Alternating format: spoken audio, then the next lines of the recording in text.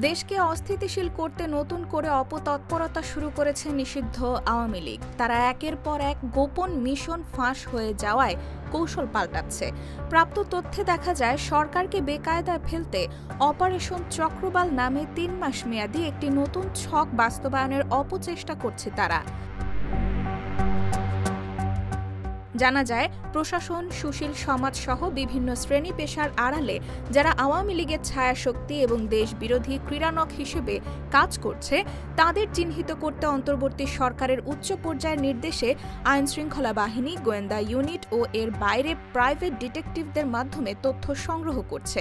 সেই সঙ্গে নাশকতা ও অস্থিতিশীলতায় জড়িতদের বিষয়ে গোয়েন্দা নজরদারি বাড়ানো হয়েছে। জানা গেছে, ২৪-এর গণ অভ্যুত্থানের মধ্য দিয়ে পতনের পর কার্যক্রম নিষিদ্ধ আওয়ামী লীগের শীর্ষ নেতৃত্ব দেশ ত্যাগ করলেও অসংখ্য নেতাকর্মী দেশে আত্মগোপনে আছে।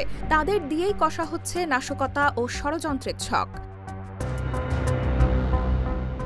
একাধিক নাশকতার পরিকল্পনা ফাঁস হয়ে যাওয়ায় সবশেষ নতুন পরিকল্পনা অপারেশন চক্রবাল হাতে নিয়েছে আওয়ামী লীগ।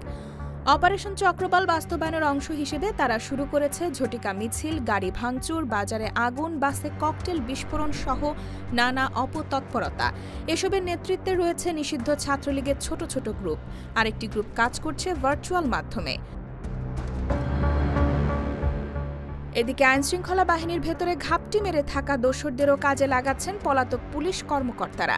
তারা সুকৌশলে কিছু পুলিশ কর্মকর্তা ও মাঠ পর্যায়ের সদস্যদের মধ্যে বিভাজন তৈরির ফাঁদ পেতেছেন। অপারেশন চক্রবালের টার্গেট ৩ মাসের মধ্যে যে কোনো দিন ২০ থেকে ৩০ লাখ লোক ঢাকায় জড়ো করে সরকারকে বেকায়দায় ফেলা। IBTV USA, new York.